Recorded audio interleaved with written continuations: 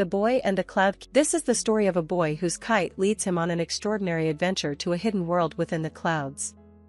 A young boy named Leo lived in a quiet village nestled beside rolling green hills. His most prized possession was a vibrant, red kite shaped like a soaring falcon, named Firewing. Leo spent every spare moment flying Firewing, dreaming of far-off lands and exciting adventures. One blustery afternoon, Leo took Firewing to his favorite hilltop. The wind was strong, and Firewing danced and swooped with incredible energy. Suddenly, a particularly powerful gust of wind yanked the kite upwards, pulling Leo along with it. He held on tight as he was lifted higher and higher, soaring into the clouds. Leo gasped as he emerged from the clouds. He wasn't falling, he was floating. Below him stretched a breathtaking world made entirely of clouds. There were fluffy white hills, sparkling rivers of mist, and even a magnificent city built on a giant, swirling cloud. Firewing gently guided Leo towards the cloud city. As he approached, he saw that the city was inhabited by strange and wonderful creatures. Beings made of light and air, with shimmering wings and playful smiles.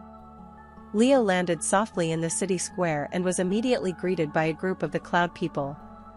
They led him to a magnificent palace made of pure sunlight, where he met the Sky Queen. She explained that this was the Cloud Kingdom, a hidden realm accessible only through special kites. The Sky Queen invited Leo to explore her kingdom. He flew with the cloud people, danced on rainbow bridges, and learned the secrets of controlling the wind. He discovered that the Cloud Kingdom was a place of pure joy and imagination. As the sun began to set, Leo felt a pang of homesickness. He thanked the Sky Queen for her hospitality and told her he needed to return to his own world. The Sky Queen gave Leo a small, shimmering feather from a cloud angel. "This feather," she said, "will always remind you of the Cloud Kingdom.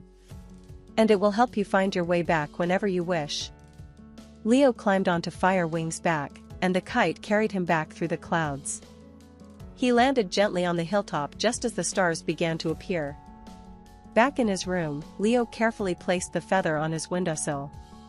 He knew that his adventure to the Cloud Kingdom was real, and he couldn't wait to visit again.